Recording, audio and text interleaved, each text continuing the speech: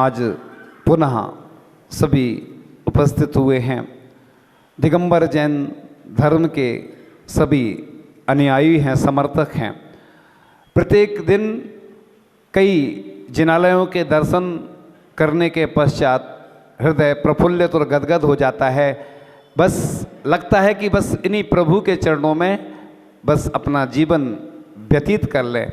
इतनी विशाल प्रतिमा जिसके दर्शन करने से सम्यक दर्शन की प्राप्ति तो होती ही है, इसके साथ साथ हमारे कर्मों का क्षय हो जाता है।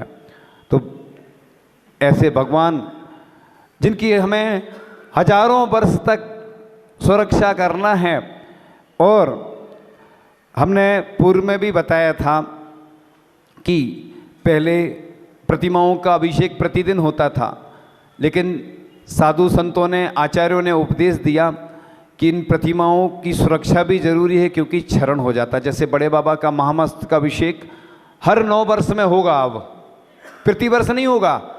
अभी तो होता था बीच बीच में, लेकिन आचार्य भगवान ने, क्योंकि हमें बड़े बाबा की 1500 वर्ष 1500 वर्ष से अधिक प्राचीन प्रतिमा है। ऐसे ही छपारा में एक प्रतिमा है महावीर भगवान की, 1500 से 2000 वर्ष प्राचीन है। अभी जामनेर में दर्शन किए, 2500 वर्ष प्राचीन प्रतिमाएं हैं। इन प्राचीन प्रतिमाओं की हमें सुरक्षा करनी होती, इसलिए इनका जब भी महामस्तक का अभिषेक हो, वर्ष में उनका कोई कल्याणक हो या कोई साधु संत आते हैं या कोई विशेष अपनी कोई तिथि पड़ती है पंचकला की, तभी करना चाहिए। प्रतिदिन करने से उतना बहुमान नहीं रहता है, क्योंकि ये हमें जैसे प्रकार से आचार्य जी ने कुंडलपुर के मंदिर के लिए बोला था, हमें पुरातत्व सुरक्षित नहीं रखना, हमें पूरा तत्व सुरक्षित रखना है। हमारे भगवान महत्वपूर्ण है प्रतिमाएं, और कोई मानता नहीं है तो उससे स्टाम्प पे लिखवा लेना। पूरे देश के लिए बोल रहा हूँ मैं, सिर्फ एक व्यक्ति और एक स्थान के लिए बोला, पूरे देश के लिए। पूरे देश में जहाँ जहाँ भी लोग, ऐसी हमारी प्रतिमाएं हैं। पाषाण की, धातु की प्रतिमाओं का इसलिए प्रचलन चलने लगा कि उनका अभिषेक प्रतिदिन होता ही है, उसमें कोई इतना क्षरण की संभावना नहीं रहती। लेकिन हमारे जो भगवान हैं, कई जगह प्रतिमाओं की स्थिति बहुत खराब होती चली जा रही है, इसलिए भगवान की प्रतिमा की सुरक्षा जरूरी है। इसलिए जो नहीं मानता है उससे स्टाम्प पे लिखवा लो, अगर प्रतिमा में कुछ होता है तो आपकी जिम्मेवारी। तो स्टाम्प पे लिखवाने के बाद फिर ये अच्छा तरीका है, फिर कोई समस्या नहीं है। क्योंकि कई स्थानों पर लोग मानते नहीं, इसलिए पूरे देश के लिए मैं यह संदेश देना चाहता हूँ।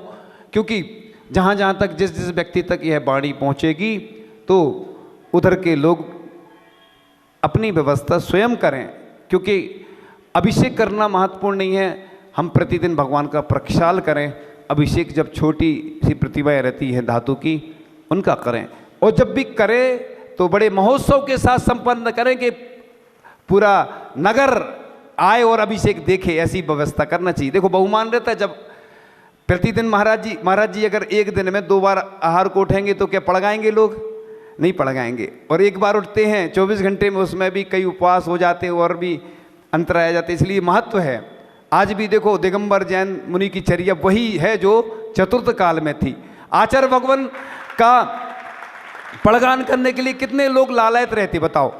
एक बार एक व्यक्ति ने कहा, वैसे सबको सुनाने लायक नहीं है, लेकिन सुना इसलिए देते, वो घटना है तो सुना देते हैं, ओरिजिनल है। एक व्यक्ति, लड़का मिला जबलपुर में, उधर लगभग 400 चौके लगते होंगे। तो एक अजैन व्यक्ति ने बोला उससे, जैनेतर व्यक्ति ने, कि तुम्हारे महाराज जी तो उन्हीं के यहाँ जाते हैं जो परिचित होते हैं आहार करने। तो उसने भी जवाब दिया कि देखो महाराज जी को तो एक बार आहार करना ही है, तो वो परिचित से मतलब नहीं है, जो अच्छा सहयोग करता है, कोई दान करता है और कोई दीक्षा ले लेता है, कोई साधुजन ब्रह्मचारी आदि, या कोई श्रेष्ठी वर्ग होता है, क्योंकि वो पाप कार्यों में लगा है, उसको आहार दान का सौभाग्य मिलता है, तो उसका जीवन परिवर्तन हो जाता है। ऐसे कई लोग हैं जिन्होंने अपने दृष्टांत सुनाए कि आचार्य जी के जैसे ही हमारे यहाँ चरण पड़े, हमारा जीवन परिवर्तन हो गया, हमारा पूरा जीवन। एक बार नैनागिर में आचार्य जी प्रवचन कर रहे थे और एक लड़की तालाब में डूब रही थी। आचार्य जी ने कहा, एक प्रवचन में बोला, उनको कहाँ से क्या समझ में आ गया आचार्य जी को, उस लड़की को बचा सकते हो तो बचा लो, एक जीव ऐसा ऐसा है। और कुछ लोग गए और उसको बचा लिया और उसको जीवन मिल गया। यानी आज भी वह लड़की जीवित है जो मरण को प्राप्त होने वाली थी। और एक व्यक्ति था जो आत्महत्या करने जा रहा था वो जैन नहीं था, अजैन था। और शायद संभवतः आचार्य श्री अमरकंटक में विराजमान रहे होंगे उस समय।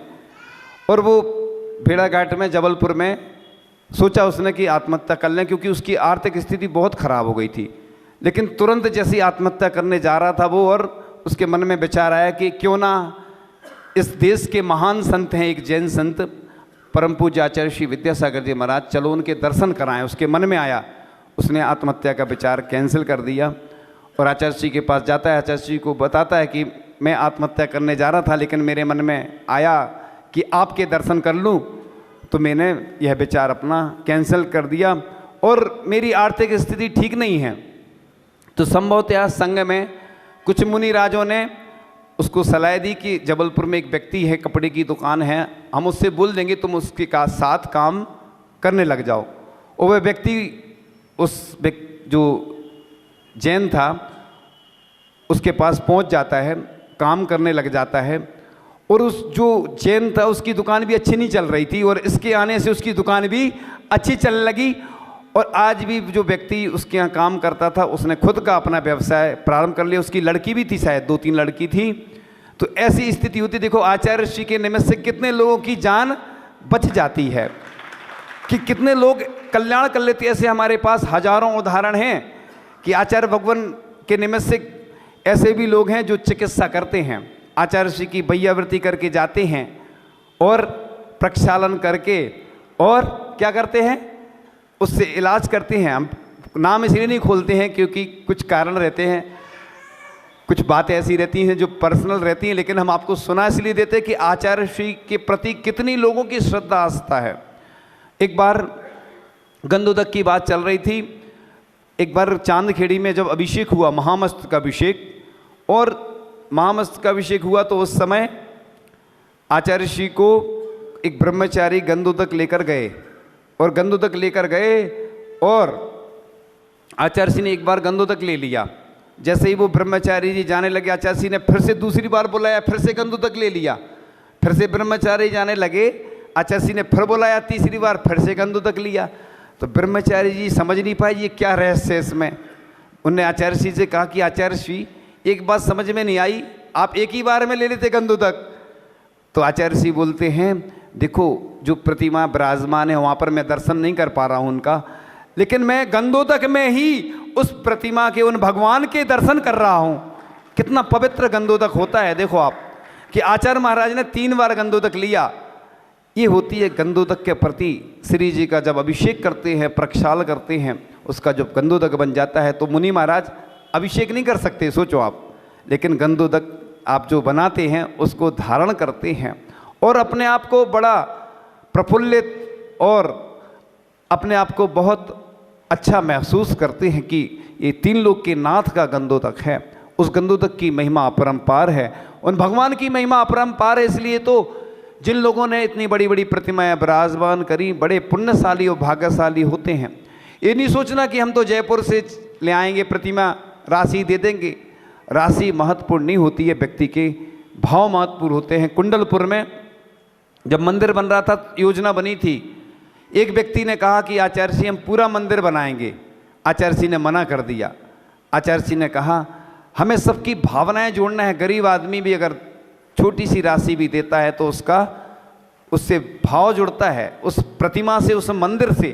इसलिए तो जो आजकल प्रचलन चलता पंचायती मंदिर का, क्यों चलता, पहले लोग प्रतिमा रखवाते थे अपनी बेदी, स्वामित्व तो जताने लगते थे। आज भी कई स्थानों पर ऐसी स्थितियां हैं, लेकिन धीरे धीरे फिर लोगों ने निर्णय लिया कि नहीं, अब कोई की बेदी नहीं, नाम नहीं, क्योंकि नाम ही में सब समस्याएं आती हैं, स्वामित्व तो जताने लगते हैं। कोई दान करता है गौशाला के लिए जमीन, या कोई और बड़ा दान, या कोई मंदिर, पाठशाला, अन्य संस्थाओं को, तो बस आज भी ऐसे कई स्थान हैं, हम गए वहाँ पर जैन मंदिर की संपत्ति है या किसी भी ट्रस्ट की है, वो खाली डली है, लोग कचरा फेंक रहे हैं। हम स्थान का नाम इसलिए लेते हैं कि किसी की व्यक्तिगत बात को अपन शेयर करने से वो ठीक नहीं रहता, इसलिए नहीं बता रहा हूँ स्थान का नाम। क्योंकि एक बार आचार्य श्री से बात हुई कि किसी का नाम छिपाना ये 99 में आता है। अपन ने कोई गुरु से शिक्षा ली या कोई विद्वान है, कोई और भी व्यक्ति उसका नाम लिया, नाम लेने में क्या होता है कि निन्नों का दोष तो लगता है, लेकिन हमने आचार्य जी से कहा कि आचार्य जी ऐसा तो बोल सकते, एक विद्वान ने ऐसा कहा था, एक योग गुरु ने ऐसा कहा था, क्योंकि आज मान लो वो व्यक्ति अच्छा है, कल के दिन उसका कुछ विवाद हो गया, कोई समस्या आ गई, तो आजकल बहुत समस्या आती है। इसलिए मैं किसी स्थान का, व्यक्ति का नाम लेने में थोड़ा सा सोच समझ के बोलता हूँ। तो उस स्थान पर आप सोचो, लोग कूड़ा फेंक कर रहे हैं, मतलब अपने पास कितनी संपत्ति है, पूरे देश में देख लिया जाए तो कितनी संपत्ति थी अपने पास। आज भी कई मंदिरों के लिए कितना लोग दान कर रहे हैं। खजुराहो की प्रशस्ति में लिखा है कि मैं उसका दासानुदास रहूँगा जो इस मंदिर के पूजन आदि की व्यवस्था करेगा। सोचिए, हमारे लाल किले का मंदिर है सामने, जो लाल मंदिर, उसमें जो मंदिर बनवाया उसने पूरा मंदिर बना लिया, और मंदिर बनाने के बाद जब सीढ़ी बनाने की बारी आई, सबके पास हाथ फैलाने गया वो, तो लोगों ने सोचा कि इतना बड़ा सेठ और सबके आगे हाथ फैला रहा है। उससे किसी ने पूछा कि आप तो खुद बनवा सकते थे पूरा सीढ़ी सहित मंदिर। उसने कहा नहीं, हमारी जो आने वाली संतान है, आने वाली पीढ़ियाँ ये नहीं कहें कि जी हमारे दादाजी ने बनवाया था, हमारे पिताजी ने, हमारे फलाने ने, हमारे पूर्वजों ने बनाया था, इसलिए हमने इस पर किसी का नाम नहीं लिखा। देखो कैसे कैसे लोग दानी हुए हैं कि दान करके चले गए, लेकिन कहीं भी नाम नहीं लिखा। आज भी उस उदाहरण को कई बार आचार्य श्री और हम लोग उस उदाहरण को सुनाते रहते हैं। इसलिए जो भी दान दिया जाता है, ऐसा लिखा है ग्रंथों में कि 25%, 17% और 10%, उत्कृष्ट, मध्यम, जघन, हाईएस्ट, मीडियम और लोएस्ट। तो दान भगवान बनाता है, तीर्थंकर प्रकृति का बंधु होता है, इसलिए दान में कभी कंजूसी नहीं करना। यहाँ पर सिद्ध चक्र होने वाला है, तो पुण्यार्जक तैयार हो गए। पहले उनकी कैपेसिटी नहीं थी, उनने धीरे धीरे बढ़ाते गए। धार्मिक कार्यों में ऐसा ही होता है। उन्होंने कहा सब लोगों को ऐसा लाभ मिलना चाहिए, क्योंकि आज कई लोग राशि की वजह से नहीं बैठते, तो उन्होंने पुण्यार्जन वो तो कर ही रहे हैं, लेकिन अपन को भी उनका सहयोग करना है। बताओ, पंचम काल में कितनी अच्छी सुविधा है।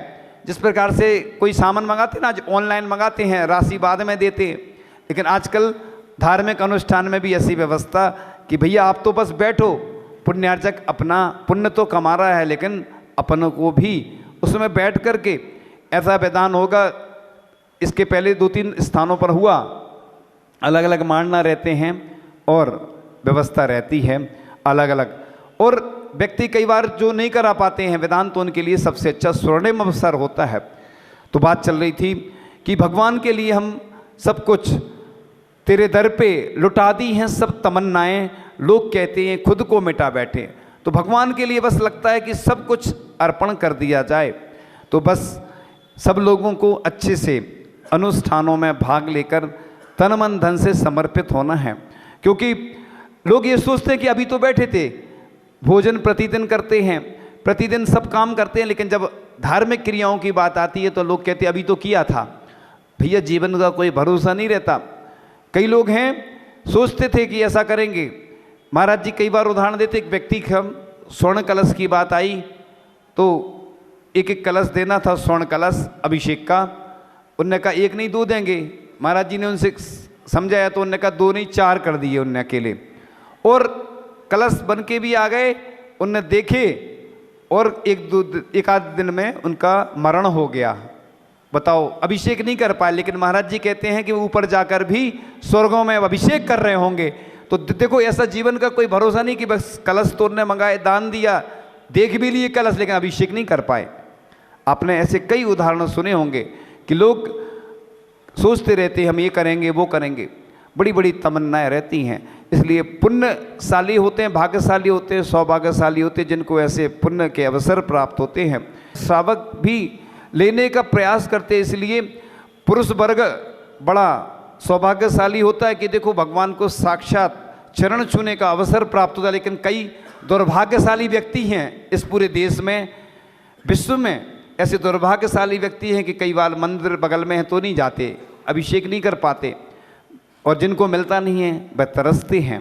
तो इस प्रकार से आज देखते हैं सिंगापुर में एक व्यक्ति है जो झरने से 60 किलोमीटर जाता था, जल लेके आता था, अभिषेक करता था। अब तो वो वर्षा का जल इकट्ठा करता है और उससे अभिषेक करता है विदेश में रह के, सिंगापुर में। लंदन में, अमेरिका में, ऐसे बहुत सारे अपने यहाँ के युवा गए, बेंगलोर में, पुणे में, हैदराबाद में, लोग नई नई कॉलोनी बन गई हैं, उधर इतने अच्छे से धर्म ध्यान करते हैं जितने अपने यहाँ नहीं कर पाते। तो आप उनसे प्रेरणा लें, सीखें कि हमें भी उनके जैसे वो चल रहे हैं उसी प्रकार हमें भी करना है। तो भले ही ये महानगरी है, लेकिन यहाँ पर धर्म का वातावरण, उत्साह अच्छा देखने को मिल रहा है। ऐसा ही उत्साह जागृत होगा तो हमें तो लगता है फिर से आचार्य श्री को आना ही पड़ेगा, क्योंकि पहले आचार्य श्री शिष्यों को क्यों भेजते हैं? पहले लोग, रहस्य की बात है, ये शिष्यों को इसलिए भेजते हैं कि पहले देखते हैं कि हाँ यहाँ कोई समस्या तो नहीं है और भी कुछ अन्य ऐसा कुछ तो नहीं है। जब दिखता है, बार बार खबर जाती है, तो आचार्य श्री स्वयं आ जाते हैं।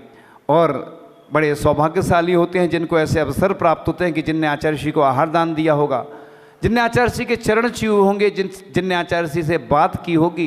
क्योंकि हम कई लोग हमारे पास आते हैं और चर्चा करते हैं कि हमें आचार्य श्री को आहार जरूर देना है। आचार्य श्री अभी कुंडलपुर में थे, जब उन्होंने एक बहुत अच्छी बात बोली थी कि पुरुष वर्ग को भोजन बनाना सीखना चाहिए। और अभी कुछ युवक गए और आचार्य श्री के पास दर्शन करने के गए, उस दिन आचार्य श्री के केस लॉन्च हुए थे। आचार्य श्री का लॉकडाउन था, यानी किसी से ना बात कर रहे थे ना कोई। कुछ युवक गए और पूज्य मुनि श्री प्रसाद सागर जी महाराज ने कह दिया हाँ चले जाओ, और आचार्य श्री को बताया कि ये भोजन बनाना जानते हैं। तो आचार्य श्री इतने प्रसन्न हुए कि उपवास में भी उनका चेहरा इतना प्रसन्नता का देखने लायक था। तो आचार्य भगवान जो अच्छा कार्य करता हमेशा उसको आशीर्वाद तो देते ही हैं, साथ ही साथ उनका हृदय गदगद हो जाता है, प्रफुल्लित हो जाता है।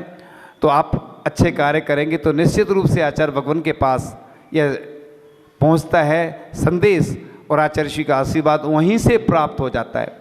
इसलिए आप लोग ऐसे कार्य करें, इतिहास बनाएं कि जिससे आचार्य भगवान की कृपा आप लोगों के ऊपर बनी रहे और आचार्य भगवान का सानिध्य, प्रेरणा, मार्गदर्शन सबको मिलता रहे। तो इस प्रकार से प्रतिमा की बात चल रही थी। हमें अपनी प्रतिमाओं को, जिन मंदिर को सुरक्षित रखना है तो सहयोग करना है, क्योंकि लोग अगर सहयोग नहीं करेंगे तो हमारी चतुर्थ काल तो निकल गया, पंचम काल के अंत तक 18,500 वर्ष तक लगभग जितना भी इसमें समय बचा है, उसके अंत तक हमारा जैन धर्म चलता रहेगा। मुनि आर्यिका, श्रावक श्राविका रहेंगे और इसी प्रकार से हमारा जिन शासन की प्रभावना होती रहे और हमारा जैन धर्म सुरक्षित रहे।